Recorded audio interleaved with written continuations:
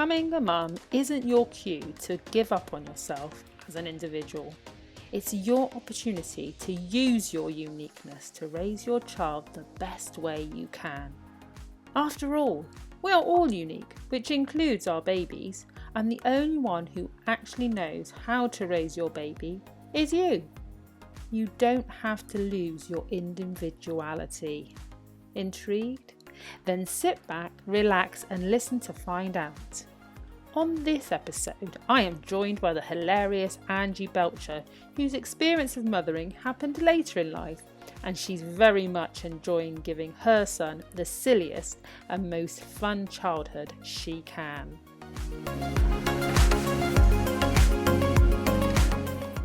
Hey everyone, thanks for tuning in. My guest today is Angie Belcher.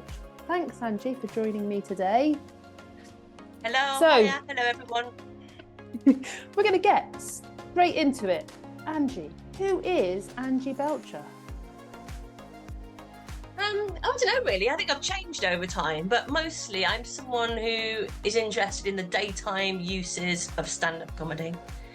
So 6 years ago I had my baby and I kind of retired. I quietly retired really because I'm a stand-up comedian, my partner's a bass player, and so we had to decide whose career was going to continue and whose career was going to die. And obviously it was decided that my career was going to die. Thank you, patriarchy.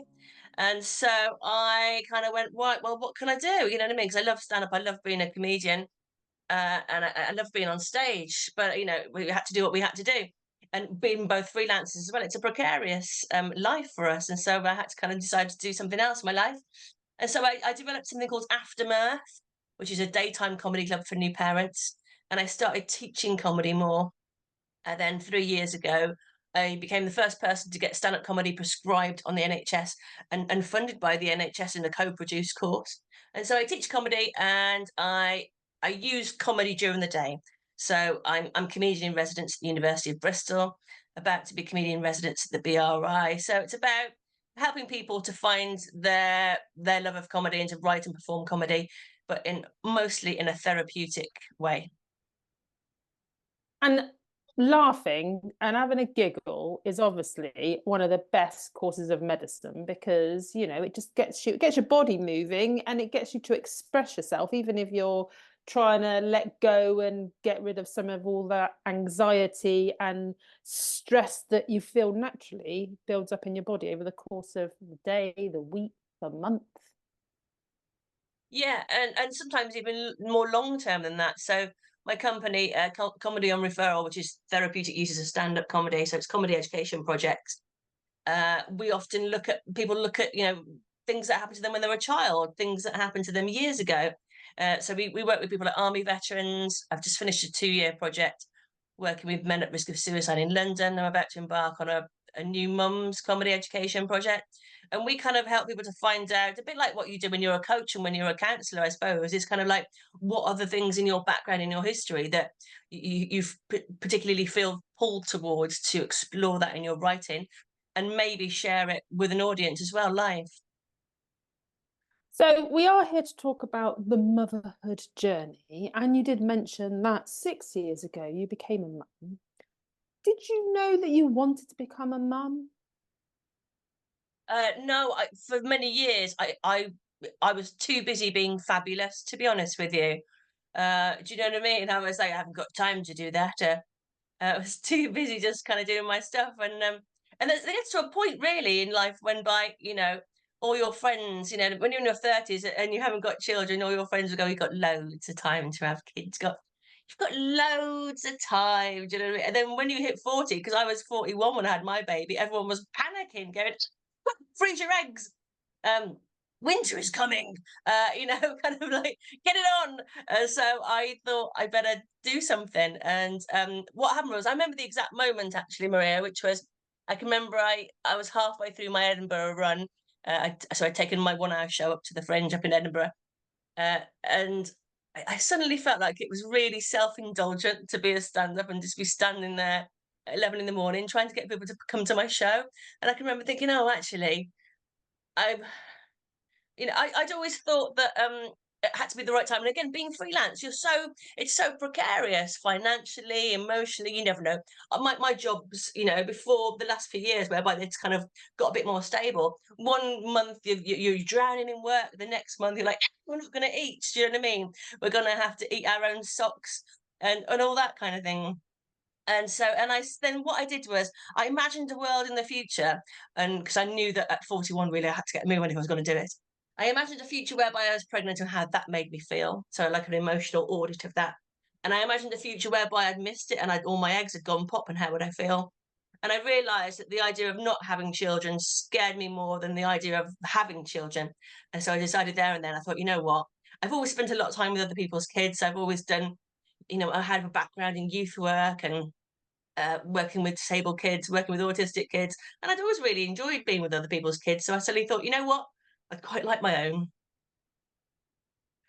I think that's the first time I've ever had a conversation with someone who visualized what life would be like with and what life would be like without children. And it's a very like logical way of looking at it and going, does it feel like the right thing for me? And is this something that I actually want to do? As opposed to, I think the majority of us just go, yeah, we'll have them, or no, we won't. So do you think doing that sort of helped to set you up for the wonderful journey that motherhood is? Completely, because then I think having a child is one of the biggest decisions you can make. And I know sometimes people just kind of don't put much thought into it, maybe, or do it a bit willy nilly. But I'm the kind of person who I'm all or nothing. So either I do something, I commit to it, I try my best, or I don't do it because I can't do half a job, kind of thing. So yeah, that was really important to me to kind of know that it's my decision. It's not something that society had forced me to do, even though we all know the societal pressures and there definitely was a biological pressure because I was 41 and I was getting old and my eggs were getting a bit. And so I had to do something. But the other thing that was really important for me is that I was in a relationship and it was stable, but also I was with someone who I could imagine being a good dad. I think I'd been in long-term relationships before, but I'd looked at them and I thought, God, you'd be a crap dad. And this one was great. And also, this is I'm going to share what Patrick said on our first date together. He said to me, I need to know if you don't want children. I don't need to know if you do, but if you definitely don't, I need to know now. And I'm walking out the door because I'm really sorry, but I want a baby. So to be honest with you, it's him has been the one who's always been like, I want a baby, I want a baby, I want a baby. And even today, like if we're having a rough day or our child's having a temper tantrum, I'll turn around to him and I'll go, we got one now, haven't you? And having a temper tantrum in the middle of Sainsbury's. So it was definitely, I think, being part of that, having a relationship with someone. And we're not married, but having someone else who you think would be a great dad, who wants to be a dad, and also that you kind of still love and honor and absolutely love being around, and you think, yeah, we can make this work. I think that was a big part of my decision to kind of go, yeah, this is the right time now. That's so lovely because that's really unusual for it to be sort of driven by the guy in that sense. You usually hear, the woman's like, "Oh yes, I was always destined to be a mum and I need to have children." So to have it being like led in that way by your partner, do you know what? I did a similar thing with my husband. Well, my now husband, he wasn't my husband at the time. This is before we got married. And I remember asking him two specific questions quite early on in the relationship. And that was, I just need to know the answer to these two things. It might not be with me, but I just need to know. Number one, do you ever want to get married? He said, yes.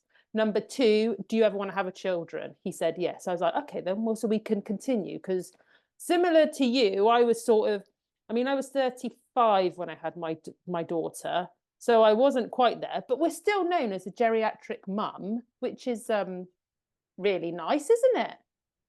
It's horrible, yeah. I think in some cities, it's if you're over 17, you're a geriatric mom.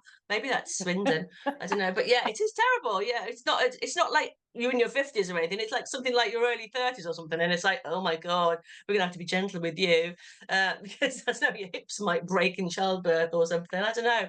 Or we're going to be crap moms. I love that geriatric mom. It's a horrible term. If there's any midwives listening, you really need to change that to something else like a fabulous mum or something like that. Do you know what I mean? Or something a bit sparklier than the word geriatric, which has Yeah. never been a sexy word, has it?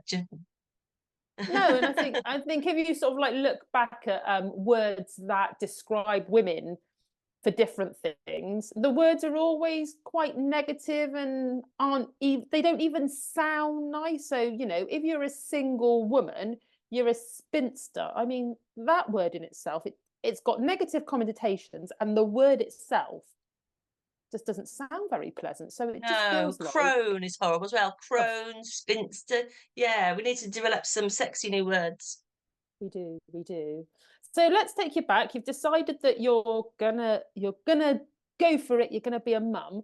What was the beginning of motherhood like? Experiencing being pregnant and then welcoming a bundle of joy into your life. Well, we got pregnant, and then well, actually, it didn't work. Didn't go for ages. We had it took a while. I'd say it wasn't instant.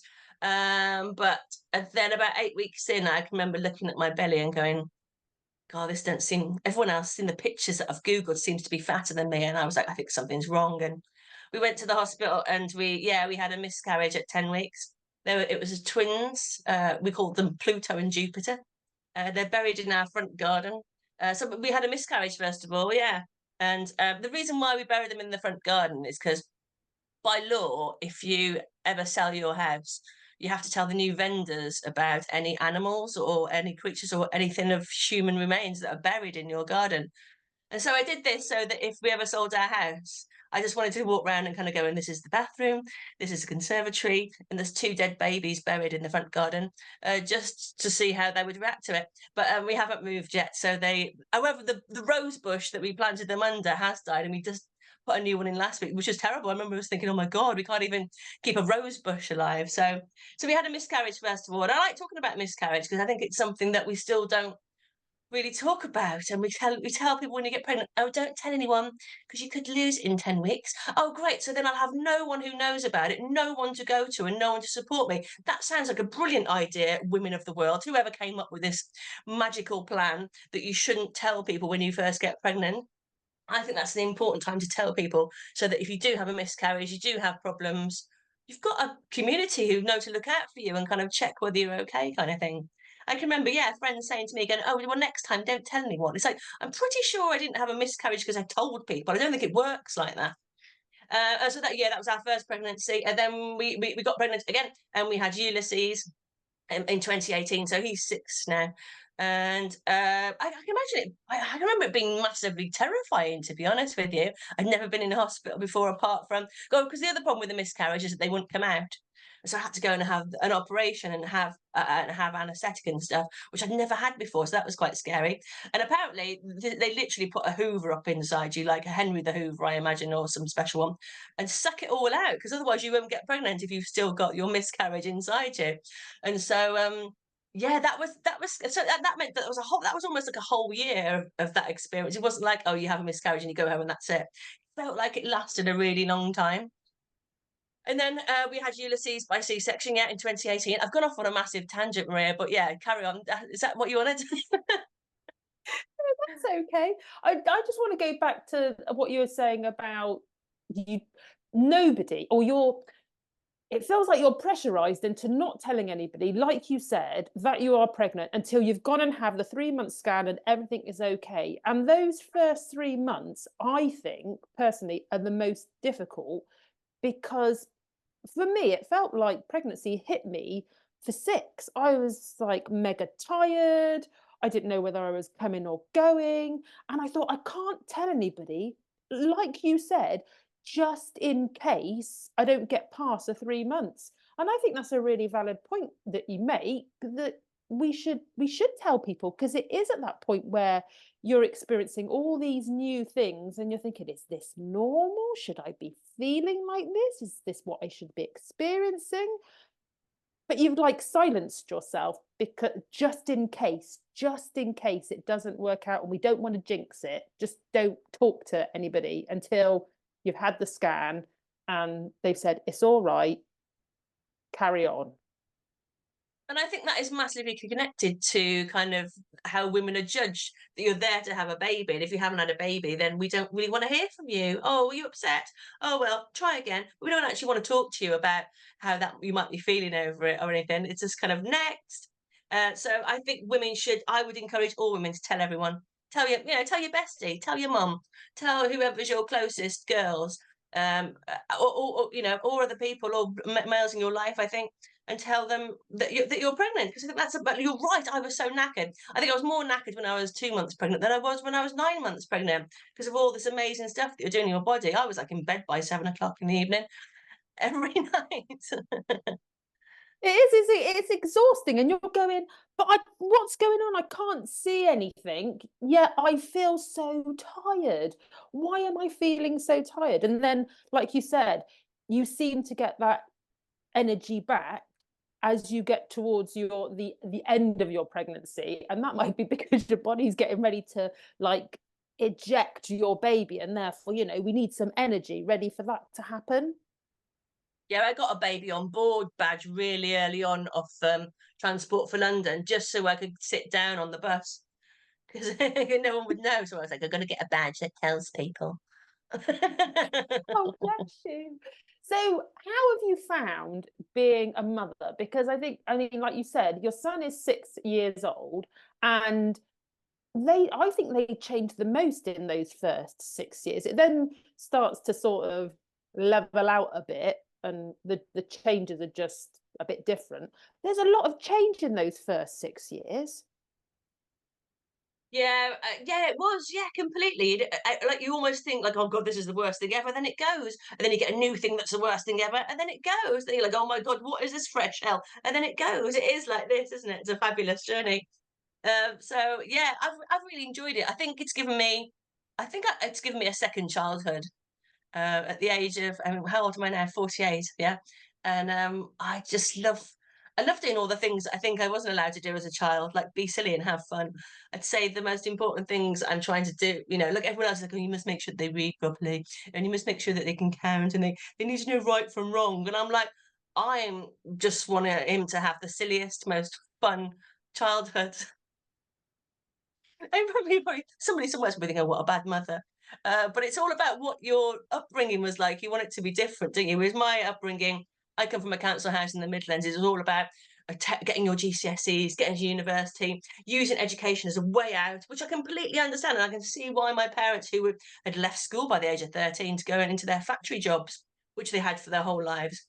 And so you always kind of want the opposite, don't you? So for me now, it's like we're just going to have a fun time, and I love that idea. Like I went to a party the other day, and they do that thing whereby, and I've always done it 'cause it's so much fun. If you do just copy what your child does, so you copy how a 6-year-old dances, or if you're walking with your 6-year-old, walk the way that they walk, and it just really opens. It's very kind of, I want to call it baby mindfulness or child mindfulness, when you literally copy them, and you see how freeing it is to be in their body, to be in a 6-year-old's body, and just kind of walk like stupidly because you just fancy it or whatever, or dance just like this.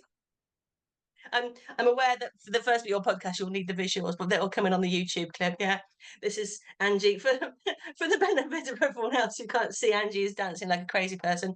It's just so freeing, and I think the age to 4 to 6 is the craziest bit, and you kind of like you have the best conversations. There's just he's so funny. What did he say to me the other day? He said we were talking about SpongeBob SquarePants, and he goes, "Yeah, but Mummy, you're a girl." I went, "Yeah, can I be SpongeBob?" And he went, "No, you're Sponge Boob." It's like, oh my God, he's doing plays on words and puns. My boy's a comedian. It's all going to be okay. He's probably with parents that are one's a comedian, one's like a bass player, musician. He's probably going to become an accountant, isn't he? Quite possibly. He's either gonna like go all in and say, I've got to be like mum and dad, or go, no, no, that's I've had too much of that, and go, like you said, go completely the opposite way and do something really, really serious, like an accountant, or maybe even a solicitor. Yeah, I think you're right. So you've got a boy. I've got my youngest is a boy as well. And I remember walking to school with him, and he's very tactile, so he'll naturally like hold your hand as you're walking. And I reckon this is probably when he was about 6 or 7. And I said to him, Luca, at what point will you not want to hold mummy's hand? And he looked at me very seriously and he said, 18. And I was like, I'll take that. I'll take that. No, no sooner has he said that, within months now when we walk to school, we can walk from our house to the top of the road where school is, and he'll drop his hand. And it's just like, you know, I'm too cool No. for school. I am not holding my mummy's hand, which is like, it's heartbreaking. I'm like, you've gone from being my baby boy who, you know, wants me, to like all of a sudden being this, no, I'm my own person, I am independent. And the change just seems to have happened like overnight as opposed to progressively. And it's watching how they start to grow up and I feel sad saying this, but start to like separate themselves from you as they find their independence and they need you less. Yeah, So completely. And I think we had an extended period of that because Ulysses was diagnosed with autism at 4. And I think it's kind of because he's in a little bit of his own bubble sometimes. I think we've had him more childlike for longer than other people have had. You know what I mean? Like when he was 4, he was more like 2. And when he was 5, he was more like 3. Do you know what I mean? When I compare, and I know you shouldn't compare, but you can't have to kind of go, "Ooh, that's what neurotypical children are like." You know, when they come around for a play date, you're like, "Oh, this is different. We're not used to this." You know, and so when I compare him, I think he's a little bit more childlike. But again, even now today, he's started to kind of go, "Mummy, can I? I'll promise not to run into the road. Please let go of my hand." And again, it's that thing of you never know when the last time is that you're going to hold their hand. You never know when the last time you breastfeed them is. Or I was looking today out the window and I saw a mum with a baby in her pouch, you know, in a baby car, and I remember that, and I never knew when the last time was going to be. oh yeah, there's the difference between, isn't there? The like, to a degree, sort of feeling slight bereavement when it's the last time you do something with them, and then balancing that off with the first time you do other things with them. So, like Leah, she's in year 6. So, in September, she starts secondary school. So, although it's going to be really sad seeing her leave primary school, and you know, I know she's going to be very emotional, but that'll be the first time I see her leave the house, because obviously she's going to walk by herself and go into this grown up world that I probably will be very much on the fringes of. And Mm. it's like balancing those, I'm going to say, the yin and the yang, maybe. I want to take a slight diversion because you did mention at the beginning, and I want to bring it back in, and I want to talk a bit about Aftermath, because I had the pleasure of going to one of your daytime comedy shows, and I hadn't been for a decade to a comedy show. And I want you to like tell the audience a bit about what it is about, because it is a lovely thing that you've created. Yeah, basically what it was so after I'd kind of like kind of get into grips with the fact that my comedy career was over, really. And then when you have a baby and you go to like music with mummy kind of things, and I can remember we all sat there singing songs about um, tractors and bus drivers and how brilliant bus drivers are. Sometimes I don't think these mummy people have ever met a bus driver in Bristol because they're not always nice. But there's no songs about that. So we were singing all these songs, and I was told that it was in this stay and play. I was told that I couldn't. I couldn't take my child into the kitchen because of hot water health and safety. But all equally, I couldn't leave my child outside the kitchen because technically they're not allowed to look after babies. And it was like this really weird Schrodinger's kind of cup of tea, whereby the kitchen was there, but I could neither go in the kitchen and make a cup of tea, but I also could not leave my baby outside the kitchen on its own, even though I could see it from the kitchen. And I can remember feeling like, oh, this is really weird because I'm a grown-up girl who can make a cup of tea quite successfully and keep an eye on my baby. I know I can do that. I've got 2 degrees and I'm pretty sure I can handle it. But they also the way that they spoke to you when you had a baby. When you had a baby, you'll find that people go, "Hello, welcome to stay and play. My name is Wendy." And it was always like, you do know I'm not the baby, I'm in my 40s. Do you know what I mean? I've successfully managed a career and a house, and I have a Tupperware collection. I don't need to be spoke to like I'm an absolute idiot. I haven't had a lobotomy. It was just a C-section, and they're in different areas of the body, and so. And so I sat there without a cup of tea, and they also said to me, "Oh, the other reason why we don't like you making tea is in case you drop it." And I've never dropped a cup of. I don't think I've ever dropped a cup of tea. If I have, it was probably once in my whole 40-year tea drinking career I've dropped a cup of tea. And I thought, this is ridiculous. And I suddenly started thinking, well, what about if we had a normal comedy club, but it happened at 11 a.m. in the morning, and we could bring our babies with us? Wouldn't that be brilliant?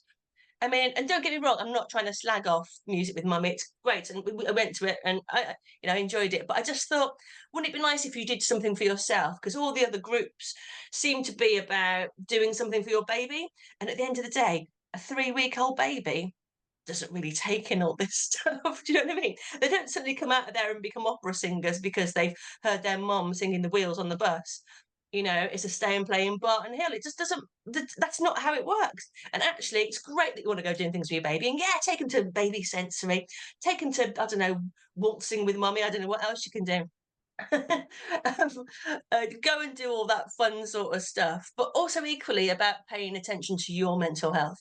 And so I started Aftermath because my mental health was suffering. I had postnatal anxiety. I've got a history of OCD, all that kind of stuff. But I've now kept it going because I recognise that other people's mental health is in need of a bit of comedy. And for me, stand-up comedy is a great way to get mums talking. They're always, when they come now, they're always, can't shut them up. Everyone's always talking in the break, making new friends. And for me, I see Aftermath Daytime Comedy Club as a public service for new mums and dads, but it's still mostly mums that do the majority of the caring during the day, so it's mostly mums. So you have to come along to Aftermath even if you haven't got a baby, just to see 70 babies in the theatre, and 4 brilliant stand-ups. They're normal professional stand-ups. They do sweary, mature adult comedy, and you can bring a baby up to a year old. Yeah. And it is great. And I went along with my sister. We didn't take a baby because our children are, they're children now, they're not babies. And it is, you have it's a room full of mainly mums, like you said, with their babies, and it's all really like normal.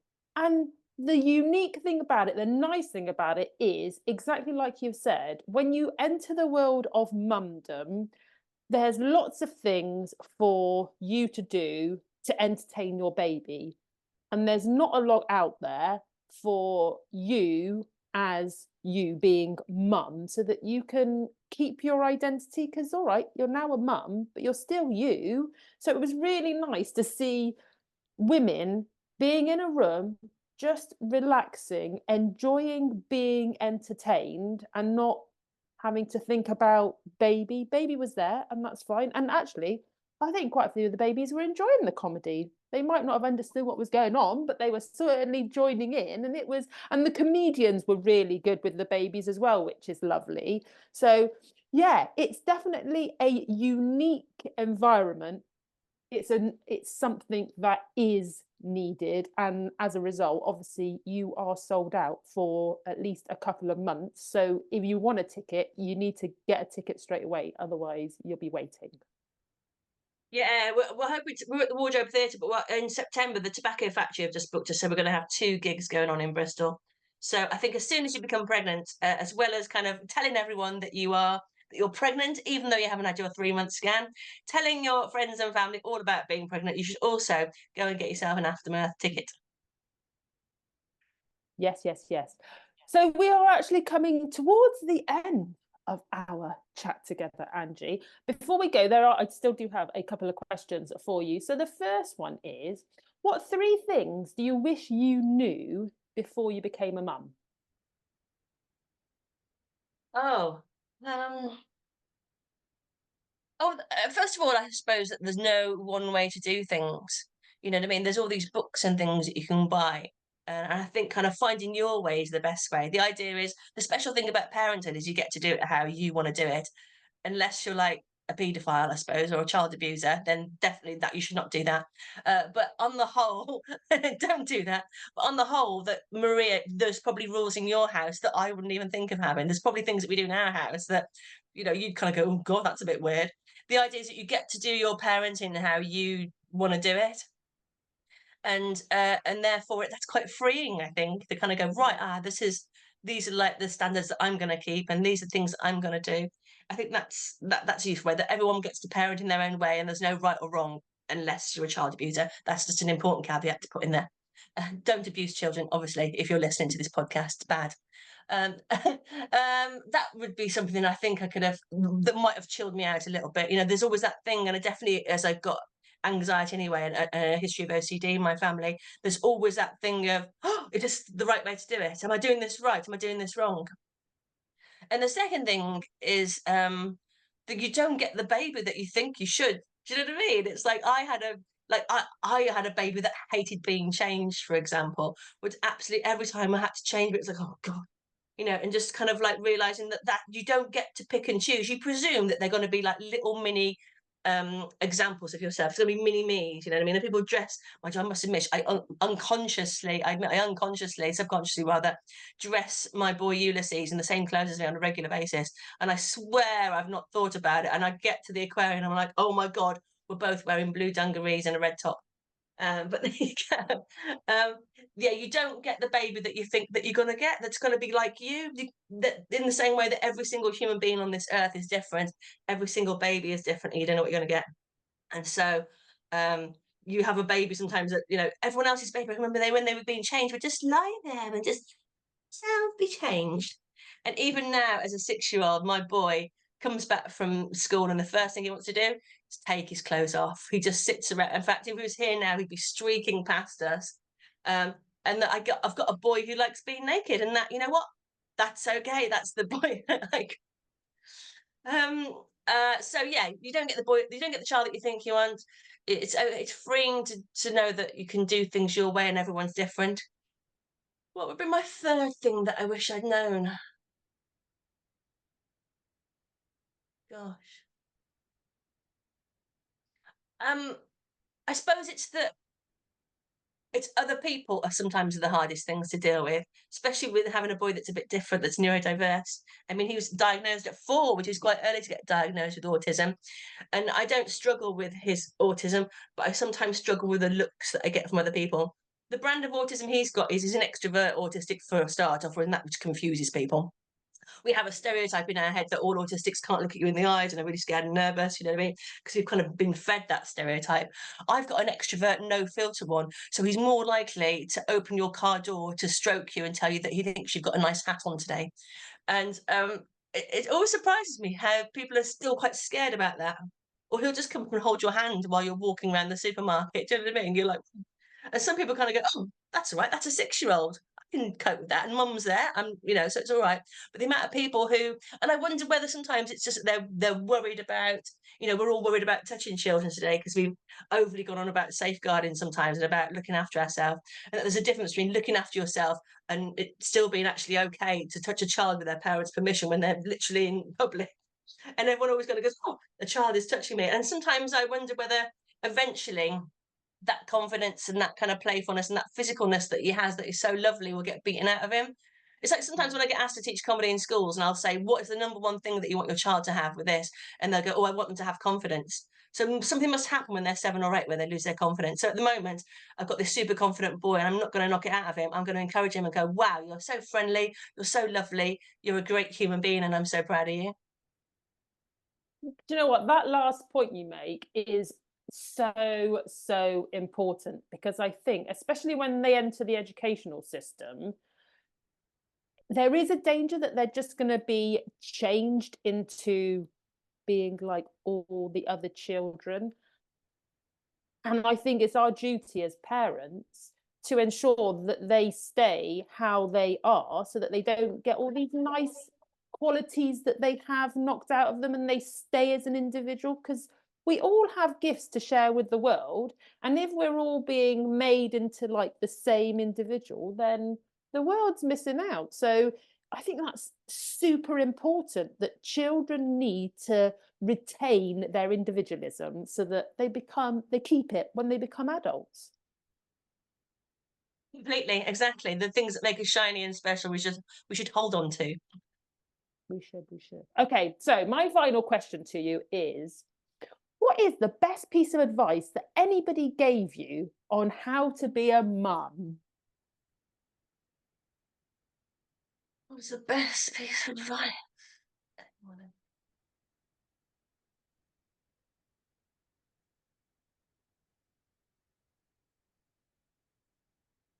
I actually got any advice, to be honest with you.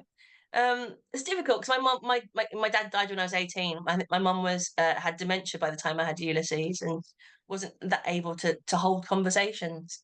So I can't remember anyone actually saying, "Oh, if you want my advice, this is the way to do it." I think kind of in terms of my closest friends and family, I don't think anyone ever gave me any advice. Um, I think I kind of found my way eventually and kind of then realized that actually like I say, how I do things is the best way to do things for our family and how we use our space. And again, kind of like when you get those kind of things that kind of go, oh, well, if a child is hungry, it will eat. Having a really fussy eater, autistic, and realizing that actually, no, they won't. You know what I mean? And sometimes you have to feed your child things that you never thought you'd have to feed them just so they can have some calories in them.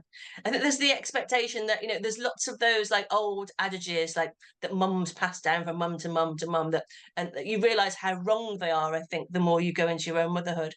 And that how you do things, everyone does the best of their intentions. As long as you are using everything that you can to do the best that you can, I think you're kind of doing all right, really. And I'd like to think that I've never offered any ridiculous adages or ideas to other moms, you know what I mean? But you can't help it. Sometimes you go, oh, well, the important thing about motherhood is this, and you should always do that. And, oh, well, babies, they're all... I don't think I've ever given any advice.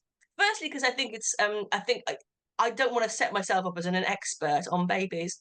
Because I'm not, you know what I mean? And there's the thing when you become a new mum, I think the bit of you that kind of looks to other people that who've got babies and going to go, tell me, feed me. And actually, there is no right or wrong way. It's about having the confidence in your way and bringing all your skills to it. And obviously, my child's going to be different from your child. Every child's going to be different. And yeah, so I don't think I've been given any advice. But more importantly, I try not to give advice to other people. And weirdly, I'm aware of the irony that I'm actually giving you advice now about not taking advice, and it's all gone a bit meta and weird. So there we go.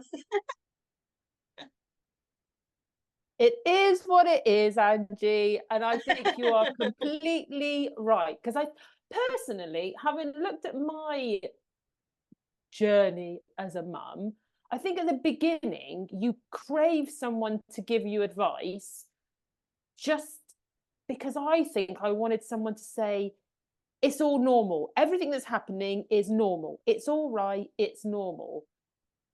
But then on the flip side, I think as you experience being a mum, like you said, you do know what's best for you, your child, your family, because nobody else is in that dynamic.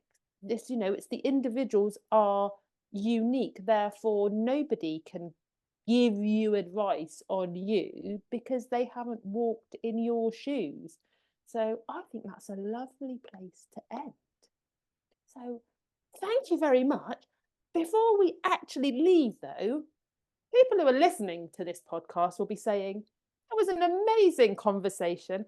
I need to get in touch with Angie. I need to be in Angie's world. How is the best way for people to connect with you, Angie?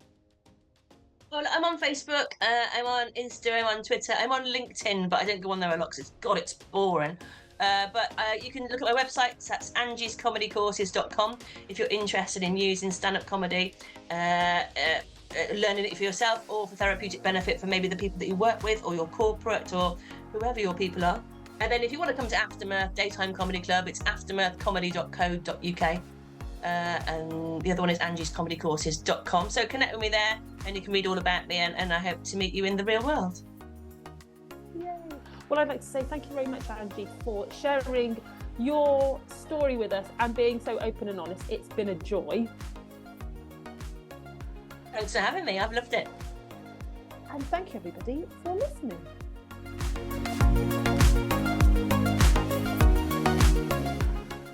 Thank you for listening to this episode of What the Mum. If you enjoyed it, I've just got a little favour to ask you. Go ahead and tell all your mum friends so that more mums can share their stories of motherhood. And also, don't forget to subscribe and come and connect with me. Take care, everyone, and see you at the next episode.